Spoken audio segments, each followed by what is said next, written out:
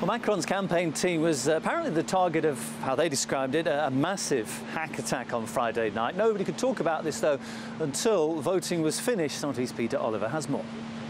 Just before the so-called day of silence kicked in, right at midnight on Friday, well, there was a huge hacking scandal broke. Apparently, Emmanuel Macron's emails had been hacked and were then released to the public. For the Macron camp's part, what they've said is that these emails are nothing more than your standard electoral correspondence between the candidate and his team. However, what they also claim is that in amongst that, there were a number of falsified or doctored documents that were designed specifically to harm the campaign. Now, it is quite interesting that if that was the case, why did this come out at a time when it couldn't be reported? But, of course, whenever it comes to anything to do with hacking, the first port of call when it comes to who to point the fingers at, well, it was right at Russia.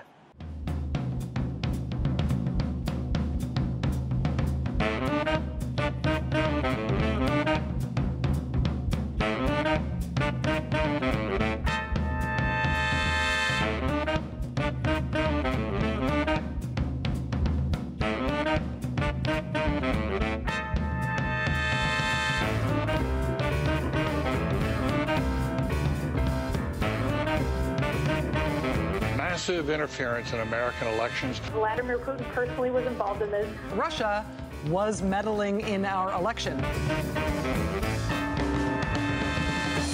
The Russians are actively involved in the French election. They are choosing who they want, and they are giving them an advantage. We are accusing Russia Today and Sputnik News to be the first source of most of the false information shared about our candidate.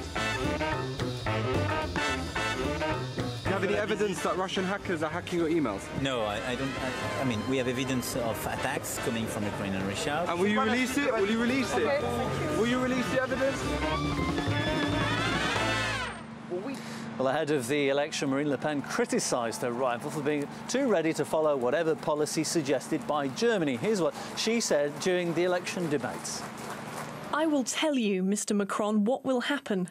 In any case, France will be headed by a woman, either Merkel or me.